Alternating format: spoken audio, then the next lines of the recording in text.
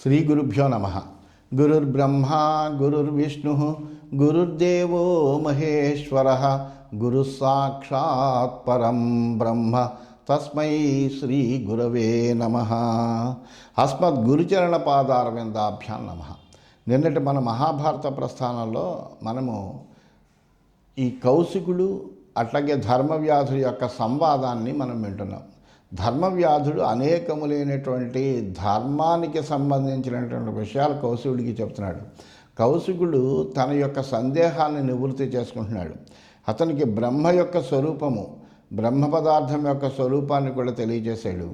అట్లాగే ఈ శరీరము అలాగే ఆత్మ ఏ విధంగా భిన్న భిన్నమైనటువంటివి అవుతాయి, ఈ శరీరము నశిస్తుంది తప్ప ఆత్మ అనేటువంటిది నశించదని ఇత్యాది విషయాలన్నీ కూడా చాలా చక్కగా ఆయనకి తెలియజేశాడు.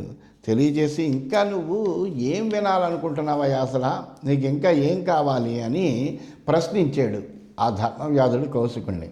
ఈ వృత్తాంతాలన్నీ కూడా మార్కండేయ మహర్షి ధర్మరాజుకి పాండవులకి అందరికీ కూడా తెలియచేస్తున్నాడు. ప్రధానంగా అంతకు ముందరికి వెళితే కనుక మొత్తం ఇదంతా కూడా వైశంపాయన మహర్షి జనమేజయుడికి తెలియజేస్తున్నాడు. ఇది ప్రకరణము. అయితే ఇప్పుడు అడుగుతున్నాడు, ఏవముక్త సవిప్రస్తు ధర్మ వ్యాధేన భారత కథామకథయద్భూయ మనస ప్రీతివర్ధనం.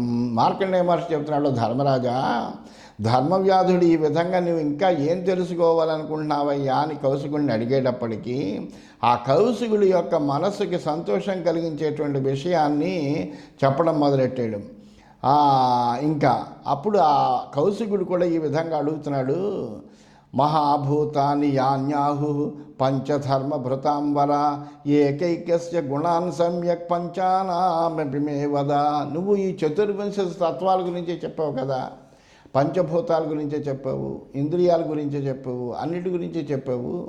మరి అసలు నాకు ఒక సందేహం ఏంటంటే, అసలు ఈ పంచభూతాలు ఉన్నాయి కదా, ఈ పంచభూతాలని చెప్పే వాటిల్లో ఒక్కొక్క దాని యొక్క గుణాలన్నీ కలిపి చెప్పావు నువ్వు.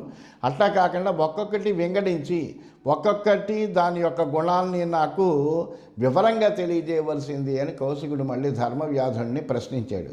అప్పుడు ధర్మవ్యాధుడు ఈ విధంగా చెబుతున్నాడు, భూమిరాపస్తథా జ్యోతి వాయురాకాశమేవి చ గుణోత్తరాణి సర్వాణి తేషాం వక్ష్యామి తే గుణాన్. ఓ కౌశిక, జాగ్రత్తగా వినవయ్యా, పృథివ్యప్తేజో వాయువు ఆకాశాలే కదా పంచభూతాలంటే. భూమి, నీరు, అగ్ని, వాయువు, ఆకాశం అనేటువంటి 5 భూతాల్లో కూడా ముందు ఉత్తరోత్తరంగా ఉన్న వాని గుణాలతో కూడి ఉంటాయి. ఎప్పుడు కూడా ముందు అంటే అర్థం ఏంటి? భూమి, నీరు, అగ్ని, వాయువు, ఆకాశం అనేటువంటివి మనము చెప్పుకుంటున్నాం ఒక వరస ఏదైతే ఉందో. అప్పుడు ఆ ముందర ఈ భూమికి ఒక గుణం ఉందనుకోండి, ఆ గుణము మిగిలినటువంటి వాటితో కూడా కలుస్తూ ఉంటుంది. లేకపోతే నీరుకో గుణం ఉంటే కనుక ఆ భూమి, నీరు గుణాలు ఇంకో మిగిలినటువంటి వాటితో, అంటే అలాగా ఆ గుణాలు కలుస్తూ ఉంటాయ్యా. వాటి యొక్క గుణాలన్నీ నేను వివరంగా చెబుతూ ఉంటాను, జాగ్రత్తగా విను. ఎలాగంటే ముందర నుంచి మనం చూసుకుంటే కనుక ఈ వరుసగా ఉండేటువంటి ఆ వరుస ప్రకారంగా గుణాలు ఒకదాంతో ఒకటి కలుస్తూ ఉంటాయని ఇదివరకు కూడా మనం చెప్పుకున్నాము. అదే విషయం నేను చెబుతాను విను. భూమి ఉందనుకో, ఇప్పుడు భూమి పంచగుణ బ్రహ్మన్ ఉదకంచ చతుర్గుణం గుణ ఆశ్రయస్తేజసి చ త్రయశ్చాకాశవాతయో. అందువలన ఇప్పుడు మనం అర్థం చేసుకోవాల్సింది ఏంటంటే, భూమి ఉంది, ఆ భూమి చివరగా ఉండేటువంటి దానిగా మనం స్వీకరించి ఆ భూమికి ఈ పంచభూతాల్లో ఉండేటువంటి 5 గుణాలు కూడా భూమిలో ఉంటాయి. అందువలన భూమి పంచగుణా బ్రహ్మన్. ఒక కౌశిక, ఈ భూమిలో 5 గుణాలు ఉంటాయి. అలాగే ఉదకంచ చతుర్గుణం, తర్వాత ఆ నీటిలోకి 4 గుణాలు ఉంటాయి. అట్లాగే తేజస్సు వచ్చేటప్పటికి తేజస్సులో 3 గుణాలు ఉంటాయి, వాయువులో 2 గుణాలు ఉంటాయి, ఆకాశంలో 1 గుణం ఉంటుంది. ఈ విధంగా అంటే ఆకాశంలో ఒక గుణం ఉంటే వాయువులోకి వచ్చేప్పటికి ఆ గుణము వాయువు గుణంతో పాటు కలుస్తుంది. అలాగే తేజస్సులోకి వచ్చేప్పటికి ఆకాశము వాయువు గుణాలు కలిసి తేజస్సు గుణంతో కలుస్తాయి. అలాగే ఆ నీరు దగ్గరికి వచ్చేటప్పటికీ ఆ ఆకాశము, వాయువు, తేజస్సులోని 3 గుణాలు కలిసి నీటి గుణంతో కలిసి 4 గుణాలు అవుతాయి. అలాగే భూమి దగ్గరికి వచ్చేటప్పటికీ ఈ నీరు, తేజస్సు, వాయువు, ఆకాశంలో ఉండేటువంటి 4 గుణాలు అలాగే భూమి యొక్క గుణంతో కలిపి 5 గుణాలు ఉంటాయి. ఈ విధంగా కలుస్తూ ఉంటాయ్యా. వాటి గురించి నీకు పూర్తిగా చెప్తాను విను అన్నాడు. శబ్దస్పర్శశ్చ రూపంచ రసో గంధశ్చ పంచమః ఏతే గుణాః పంచభూమేః సర్వేభ్యో గుణవత్తరాః. అయితే ఈ 5 గుణాలు ఏమిటాయంటే శబ్దము, స్పర్శ, రూపం, రసం, గంధం 5 గుణాలు ఇవి.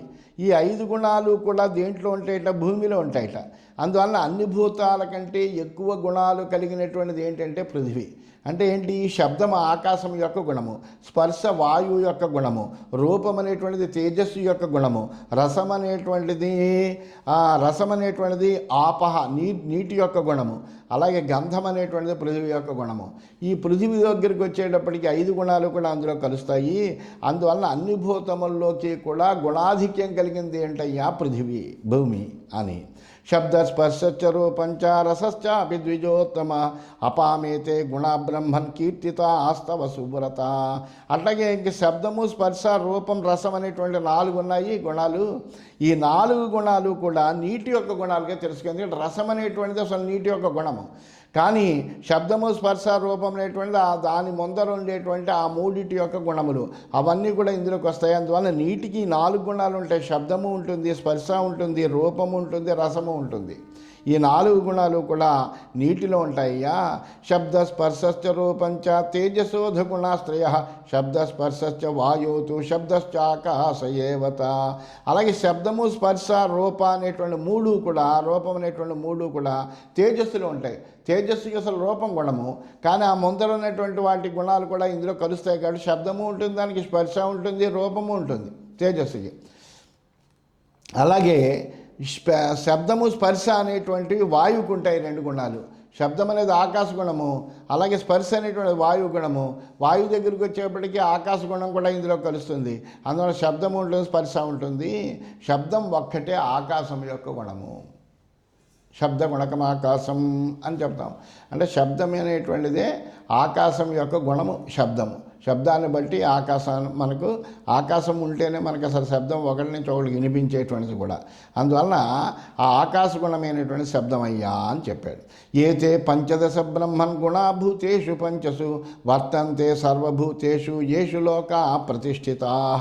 ఇలా పంచభూతాల్లోనూ ఈ 15 గుణాలు కూడా ఉన్నాయి.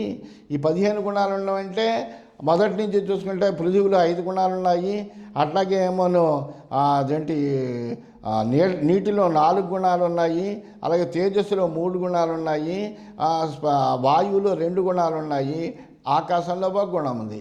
ఇవన్నీ కలుపుకుంటే కనుక మొత్తం 15 గుణాలు అవుతున్నాయి కదా. ఈ సమస్త జగత్తు కూడా వీటి మీదే నిలబడి ఉందయ్యా.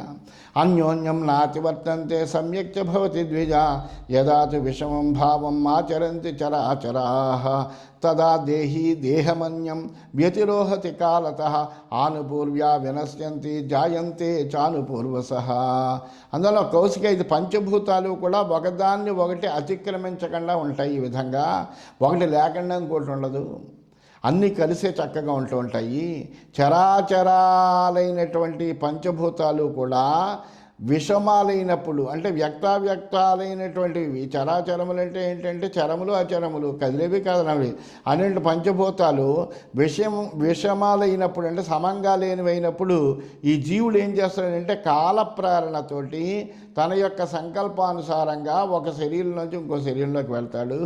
ఈ పంచభూతాలు కూడా మృత్యువు కలిగినప్పుడు ప్రతిలోమ క్రమంలో అదృశ్యమైపోతాయి. మృత్యు వచ్చింది, ఒక ఉపాధికి ప్రాణం పోయింది అంటే ప్రాణం అంటే ఆత్మ అందులోంచి వెళ్ళిపోయింది. చైతన్య స్వరూపమైనటువంటి ఆత్మ అందులోంచి వెళ్ళిపోయేటప్పటికి ఈ దేహం ఇంకా నిశ్చైతన్యం అయిపోతుంది. అది చైతన్య రహితం ఎప్పుడైతే అయిందో ఇంకెందుకు పనికిరాదు. అప్పుడు ఏమవుతుంది, ఇందులో ఉండేటువంటి పాంచభౌతికమైనటువంటి దేహం కాబట్టి అది పంచభూతాల్లోనూ కలిసిపోతుంది అన్నమాట. ఆ విధంగా ప్రతిలోమ క్రమంలో అదృశ్యం అయిపోతూ ఉంటాయి. ఉత్పత్తి అయ్యేటప్పుడు అనులోమ క్రమంలో ఏర్పడతాయి. నాశమైనప్పుడు ప్రతిలోమకలమంలో పెడతాయి అని చెప్పాడు. తత్ర తత్ర హి దృశ్యంతే ధాతవ పాంచభౌతికా యైరావృతమిదం సర్వం జగత్ స్థావర జంగమం. అలాగే భిన్న భిన్న శరీరాల్లో ఈ పంచభూతాల నుంచి ఏర్పడినటువంటి రక్తాది ధాతువులన్నీ కూడా ఉంటాయి. అవి సమస్త చరాచర జగత్తు కూడా వాటితోటి వ్యాప్తమై ఉంటుందయ్యా. ఇంద్రియై సృజ్యతే యద్యత్ తత్తద్వ్యక్తమితి స్మృతం తదవ్యక్తమితి జ్ఞేయం లింగగ్రాహ్యమతీంద్రియం. అలాగే ఇంద్రియాలతో దేనికైతే సంసర్గం అంటే ఇంద్రియముల చేత గ్రహింపబడేటువంటిది అంతా కూడా వ్యక్తమే. కళ్ళకి ఏదైనా కనిపిస్తోందంటే వ్యక్తమే కదా, చెవులకి ఏదైనా వినిపిస్తోందంటే వ్యక్తమే కదా, ముక్కికి ఏదైనా గంధం తగులుతోందంటే వ్యక్తమే కదా, అలాగే నాలుగుకి ఏదైనా రసం తగులుతోంది అంటే అది వ్యక్తమే కదా, అలాగే శరీరానికి ఏదైనా స్పర్శ తగులుతోంది అంటే అది వ్యక్తమే కదా. ఈ విధంగా ఇంద్రియముల చేత గ్రహింపబడేటువంటివన్నీ కూడా వ్యక్తమే అవుతాయి. అతీంద్రియమైనటువంటిది ఏదైతే ఉందో అది అవ్యక్తమవుతుంది. ఇంద్రియం గ్రాహ్యం అవ్వకుండా అది కేవలం అనుమానంగా అంటే ఇది ఉండొచ్చు అని ఊహ అంటే కొన్ని హేతువుల ద్వారా మనం ఏం చేస్తామంటే ఊహిస్తాం. అలా ఊహించినటువంటి దాన్ని అవ్యక్తంగా అంటే వ్యక్తం అంటే ఏమిటి, అవ్యక్తం అంటే ఏంటంటే ఇంద్రియముల చేత గ్రహించేటువంటిది వ్యక్తం, ఇంద్రియాతీతమైనటువంటిది ఏదైతే ఉందో దాన్ని అవ్యక్తము అంటారు. అది మరి అలా ఇంద్రియాతీతమైనది ఎలా తెలుస్తుంది అంటే అనుమాన ప్రమాణంతో తెలుస్తుంది అని. యథాస్వం గ్రాహకాణ్యేషాం శబ్దాదీనామిమానితు ఇంద్రియాణి యదా దేహి ధారయన్నిది తప్యతే. అలా తమ తమ విషయాలను అతిక్రమించకుండా ఈ శబ్దాది విషయాలను గ్రహించేటువంటి ఇంద్రియాలను ఆత్మ తన వశం చేసుకున్నప్పుడు అది తపస్సు చేస్తున్నట్టుగా ఉంటుంది. అంటే ఆత్మ యొక్క వశంలో ఇంద్రియాలన్నీ ఉన్నప్పుడు వాటి వ్యాపారాలన్నీ కూడా అవి స్వేచ్ఛగా చేయలేవు, ఎందుకంటే అవి నిగ్రహింపబడతాయి. అలా నిగ్రహింపబడినప్పుడు తపస్సు అనేటువంటిది జరుగుతుంది. అంటే ఇంద్రియ నిగ్రహమే కదా తపస్సు అంటే. మరి తపస్సు మనం చేస్తున్నామంటే మన ఇంద్రియాలు వాటి వ్యాపారం చేస్తూ ఉంటే తపస్సు చేయడం అనేటువంటిది కుదరదు. తపస్సు అంటే ఇంద్రియ నిగ్రహత్వం ముందర ఉండాలి. ఇంద్రియాలన్నింటినీ కూడా ఒకే దాని మీదకి ఆ పరమాత్మ వైపుకి ఆకర్షించి దాని మీదే నిలబెట్టగలిగేటువంటి ఆ స్థితి ఉంటేనే అప్పుడు ఆ ఇంద్రియ నిగ్రహత్వం అనేటువంటి ఆ ఇంద్రియములను నిగ్రహించగలిగేటువంటి శక్తి ఉంటేనే తపస్సు అనేటువంటిది సాధ్యమవుతుంది. అందువల్ల అలాగే ఆత్మ ఆ ఇంద్రియాలన్నీ కూడా తన వశం చేసుకున్నప్పుడు దాన్నే తపస్సు అంటామయ్యా, తపస్సు చేస్తున్నట్టుగా ఉంటుంది. అది లోకే వితతమాత్మానం లోకంచాత్మని పశ్యతి పరావరజ్ఞో యశక్త సతుభూతాని పశ్యతి. అలాగే తన్ని అన్ని లోకాల్లోనూ వ్యాపించినటువంటి వాడిగా తనలోనే లోకాలన్నీ ఉన్నట్టుగా వాడు చూడగలుగుతాడు. అప్పుడు ఇలా సగుణ బ్రహ్మను తెలుసుకునేటువంటి సమర్థుడైనటువంటి జ్ఞాని అన్ని ప్రాణుల్ని ఆత్మరూపంగా చూస్తాడు. అప్పుడు అన్ని భూతముల యందు కూడా ఆత్మని దర్శింపజేయగలుగుతాడు. అంటే ముందర తను ఆ అన్ని లోకాల్లోనూ వ్యాపించిన వాడిగా తాను భావించుకుని అలాగే తనలోనే అన్ని లోకాలు ఉన్నట్టుగాను చూడగలిగేటువంటి స్థితి రావాలి తపస్సు ద్వారా. వచ్చిన తర్వాత ఏమవుతుంది, ఆ సగుణ బ్రహ్మను తెలుసుకోగలిగితే కనుక అప్పుడు అన్ని ప్రాణుల్ని ఆత్మరూపంగా చూడగలుగుతాడు. అందువల్ల అంటే ఏంటి, మామూలుగానే మనము బ్రహ్మవేత్తలైనటువంటి వాళ్ళు తపస్సు చేసుకున్నప్పుడు ఏమంటాము, స్వాభావికము నిరుపాధికము అనే రెండు అవస్థలు ఉన్నాయని చెబుతాం. ఈ సర్వాత్ముడైనటువంటి వాడు ఎవడైతే ఉన్నాడో వాడు స్వాపాధికుడు. అలాగే నిరూపుడు అంటే రూపమేమీ లేనటువంటి వాడు ఎవడైతే ఉన్నాడో వాడు నిరుపాధికుడు. అంటే ఈ జీవుల్లో ఉండేటువంటి ఆత్మ ఏదైతే ఉందో ఈ ఆత్మ స్వాభావికమైనటువంటి ఆత్మ. ఎందుకంటే ఇది ఒక ఉపాధిని ఆశ్రయించి ఉంటుంది, అదే స్వాపాధికమైనటువంటిది. పరమాత్మ ఎవడైతే ఉన్నాడో ఆయనకేమీ రూపం లేదు, నామరూపాలు లేనటువంటి వాడు.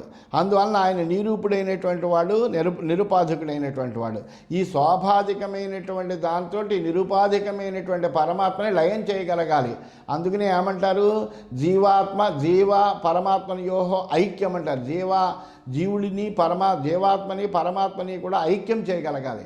ఐక్యం చేయగలిగితే కనుక ఒక అభిన్నమైనటువంటి స్థితి వస్తుంది. అప్పుడు సోహం బ్రహ్మ అని అనుకుంటాడు అన్నమాట.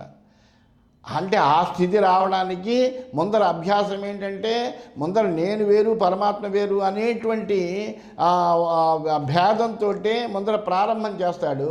ప్రారంభం చేసి సగుణ బ్రహ్మ ఆరాధన చేస్తాడు. చేసిన తర్వాత నిర్గుణమైనటువంటి బ్రహ్మని దర్శించగలిగేటువంటి స్థితికి వెళతాడు. వెళ్ళినప్పుడు ఏమవుతుందంటే ఇంకా వాడు అభిన్నమైనటువంటి స్థితిని పొందుతాడు. వాడికి జగత్తుతో పనేమీ లేదు. అలాగా అదొక అభ్యాసం. అది యోగ విద్య ఉండాలి, యోగము ఉండాలి, తపస్సు ఉండాలి. ఈ తపస్సు యోగము చేత అంటే ఇంద్రియ నిగ్రహము యోగము వీటన్నిటి చేత కలగలిపి అటువంటి స్థితిని పొందగలుగుతారు. పశ్యత సర్వభూతాని సర్వావస్థాసు సర్వదా బ్రహ్మభూతస్య సంయోగ నాశుభేనోపపద్యతే. అలాగే అటువంటి స్థితుల్లో వెళ్ళినప్పుడు సమస్త ప్రాణుల్ని కూడా తన ఆత్మరూపంతో చూసేటువంటి బ్రహ్మభూతుడైనటువంటి జ్ఞానం అవుతాడు అతడు. ఆ విధంగా ఎప్పుడైతే బ్రహ్మభూతుడైనటువంటి జ్ఞానం అయ్యాడో వాడికి ఇంక కర్మలతో సంబంధం ఏమీ ఉండదు. ఈ కర్మలన్నీ కూడా అపవిత్రమైనటువంటి కర్మలతో కానీ వేటితో కానీ వాటికి సంబంధం ఏమీ ఉండదు. అజ్ఞానమూలంతం క్లేశం అతివృత్తస్య పౌరుషం లోకవృత్తి ప్రకాశేన జ్ఞానమార్గేణ గమ్యతే. అజ్ఞానం వలన కలిగినటువంటి కష్టం ఏదైతే ఉంటుందో ఈ క్లేశము, అజ్ఞానం వలన మనం ఏమనుకుంటామంటే జ్ఞానము లేకపోవడం వల్ల ఈ జగత్తు సత్యము అని భ్రమిస్తూ ఉంటాం. ఈ జగత్తు సత్యం అనేటువంటి భ్రమ ఎలా కలిగింది మనకు అంటే జ్ఞానం లేకపోవడం వల్ల కలిగింది.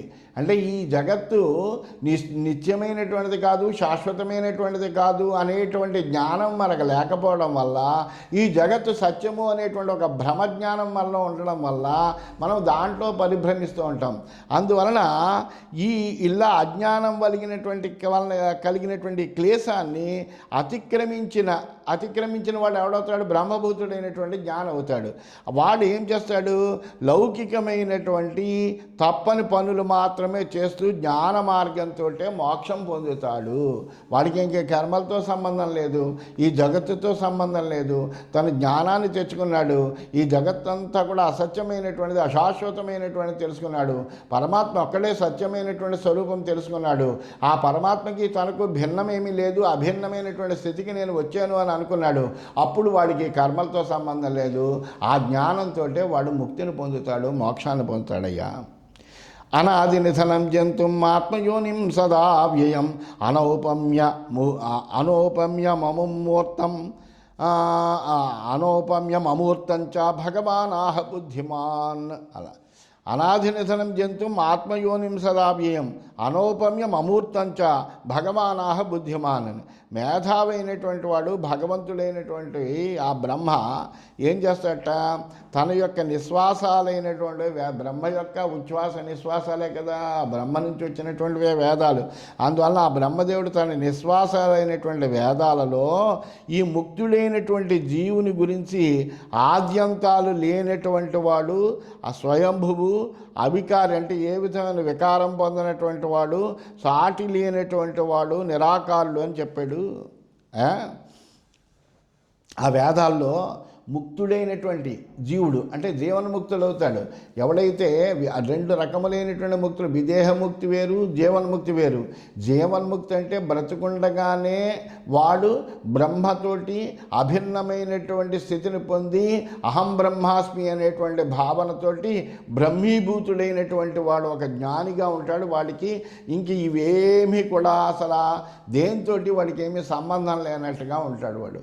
అటువంటి వాడిని గురించి వేదాల్లో కూడా ఏం చెప్పారంటే ఆద్యంతాలు లేనటువంటి వాడు స్వయంభువు, అవికారి అంటే వాళ్ళు వికారం ఏం కలగదు, సాటి లేనటువంటి వాడు, నిరాకారుడు అనేటువంటి మాటలన్నీ కూడా అందులోనే చెప్పబడిందయ్యా. తపోమూలమిదం సర్వం జన్మాం విప్రాను పృచ్ఛసి ఇంద్రియాణ్యేవ సంయమ్య తపో భవతి నాన్యథ. అయితే మరి ఈ స్థితి అలా కలుగుతుంది? ఇది మన సందేహం. మీరు చెప్పారు బాగానే ఉందండి, ఇటువంటి స్థితి ఎలా కలుగుతుంది? తపస్సే దీనికి మూలం. తపోమూలమిదం సర్వం, తపస్సు వల్లనే ఇది అంతా కలుగుతుందయ్యా. ఈ తపస్సు ఎలా చేయాలి అంటే ఇంద్రియాన్ని నిగ్రహించుకోవాలి. అందువల్ల ఇంద్రియాలను నిగ్రహించుకోవడం వల్ల తపస్సు సిద్ధిస్తుంది. తపస్సు వల్ల ఇది అభ్యాసం అవుతుంది. యోగం వచ్చి ఆ యోగం ద్వారా మనం ఈ స్థితికి వెళ్తాము. కానీ ఇంకో విధంగా దీన్ని పొందేటువంటి అవకాశమే లేదు. నువ్వు అడిగిన దానికి ఇదే నా సమాధానం అయ్యా అని చెప్పాడు. ఇంద్రియాణ్యేవ తత్సర్వం యస్వర్గ నరకా ఉభౌ నిగృహీత విసృష్టాని స్వర్గాయ నరకాయ చ. ఈ స్వర్గ నరకాలు రెండింటికి, స్వర్గానికి వెళ్ళినా నరకానికి వెళ్ళినా దానికి కారణం ఏంటంటే ఇంద్రియాలే కారణం. ఇంద్రియ నిగ్రహం వలన స్వర్గము, ఇంద్రియ నిగ్రహం లేకపోవడం వల్ల నరకం కలుగుతాయి. ఇంద్రియ నిగ్రహం ఉంటే కనుక ఏం చేస్తాము, చెడ్డ పనులు చేయకుండా పాపపు పనుల యందు మన ఇంద్రియములు ఏమాత్రము ఆసక్తి చూపకుండా వాటి యందు నిగ్రహించి మంచి పనుల యందు మనము ప్రయత్నపూర్వకంగా వాటిని పెడతాం. అలా పెట్టడం వల్ల ఏమవుతుందంటే పుణ్యకర్మలను ఆచరిస్తాం. పుణ్యకర్మలను ఆచరించడం వల్ల స్వర్గాన్ని పొందుతాము. అలా కాకుండా ఇంద్రియ నిగ్రహం లేదు, ఆ పాప కర్మల్ని ఆచరిస్తూ ఉంటాం, మళ్ళీ మనం నరకంలో పడతాం. ఇంతకంటే తేడా ఏం లేదయ్యా. ఏష యోగ విధి కృష్ణ యావదీంద్రియధారణం ఏతన్మూలం హి తపస కృష్ణస్య నరకస్య చ. అలాగే మనస్సుతో కూడా ఇంద్రియాలను తనలో ముంచుకోవడం అనేటువంటిది ఎలా సాధ్యమవుతుంది అంటే యోగం వల్ల, యోగాభ్యాసం ఉండాలి. యోగాభ్యాసం వల్ల సంపూర్ణమైనటువంటి అనుష్ఠానం కుదురుతుంది. సంపూర్ణమైనటువంటి అనుష్ఠానం అంటే ఇంద్రియాలన్నీ కూడా నిగ్రహించి ఏకోన్ముఖం చేసి ఉండగలగడం. ఇదే తపస్సుకు అంతటికీ కూడా మూలమైనటువంటి విషయము. ఇంద్రియాలను వశంలో ఉంచుకోకపోతే కనుక నరకమే సంభవిస్తుంది. నరకానికి కారణం అదే. ఇంద్రియాణం ప్రసంగేన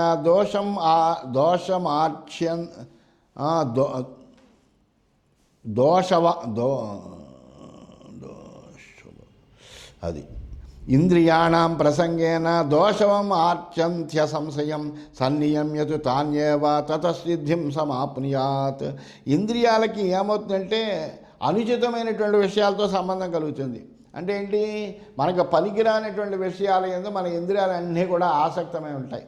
అలాగా ఉండడం వల్ల ఏమవుతాయి, ఈ దుష్టమైనటువంటి పనులన్నీ చేస్తూ ఉంటాం మనం. ఈ దుష్టమైనటువంటి పనులు చేయడం వల్ల ఏమవుతాయి, అనేకమైన దోషాలు కలుగుతాయి. ఆ దోషాలు కలగడం వల్ల ఏమవుతుంది, పాపం వస్తుంది. ఆ పాపం రావడం వల్ల ఏమవుతుంది, నరకం కలుగుతుంది. అందువల్ల ఇంద్రియాలను ఎప్పుడూ చక్కగా మనం వశంలో ఉంచుకుంటే మెల్లగా సిద్ధిని పొందడానికి అవకాశం కలుగుతుంది. ఎందుకంటే ఆ అభ్యాసంలోకి మనం వెళ్ళగలుగుతాము. అందువల్ల ఇంద్రియాలను ఎప్పుడు నిగ్రహంలో ఉంచాలయ్యా. షణ్ణాం ఆత్మనిత్యానాం ఐశ్వర్యం యోధిగచ్చతి నస పాపైక్కుతో అనర్థై యుజ్యతే విజితేంద్రియ. శరీరంలోనే ఎప్పుడు ఉండేటువంటి మనస్సు కూడా ఉంటుంది. ఆ మనస్సు ఏం చేస్తుందంటే ఈ ఇంద్రియాల మీద అధికారం సంపాదించినటువంటి జితేంద్రుడైనటువంటి వ్యక్తి ఎప్పుడు కూడా అంటే ఆ 5 ఇంద్రియాలు, 6వది అయినటువంటి మనస్సు, ఇవన్నీ కూడా చాలా వశంలో ఉంచుకోగలిగినటువంటి వాడై నా వ్యక్తి ఎప్పుడు కూడా పాప పనులు చేయడం. ఎందుకంటే వాడికి ఆ లోలుపత్వం, ఇంద్రియ లోలుపత్వం ఉండదు, చాపల్యం ఉండదు. ఉండకపోవడం వల్ల వాడు ఇంకా దుష్టమైనటువంటి పని చేసేటువంటి అవకాశం లేదు. అందువల్ల పాప పనులు చెయ్యకపోతే ఏమవుతుంది, వాడికి పాపం అనేటువంటిది కలగదు. కాబట్టి పాపం వల్ల కలిగేటువంటి అనర్థాలు ఏవి కూడా వాడికి కలగవు. అయితే పాపం అటువంటి వాడికి కూడా ఈ పాపాల వలన కలిగేటువంటి జితేంద్రుడైనటువంటి వ్యక్తి పాప పనులకి వెళ్ళడు కదా. అలాంటప్పుడు కూడా అతనికి పాపం వల్ల కలిగేటువంటి అనర్థాలు ఎలా సంభవిస్తాయి అంటే దానికి చెబుతున్నాడు. రథశరీరం పురుషస్య దృష్టం ఆత్మానీతేంద్రియాణ్యాహురశ్వాన్ తైరప్రమత్త కుశలీ సదస్వై దాంతై సుఖం యాతిరధీవధీర. ఇదే మరొక రకంగా భగవద్గీతలో కూడా చెప్పబడినటువంటి విషయమే. ఈ శరీరం ఏదైతే ఉందో కంటికి కనిపించేటువంటిది ఏంటి శరీరము. ఈ కంటికి కనిపించేటువంటి ఈ స్థూల శరీరం ఏదైతే ఉందో అదే రథము.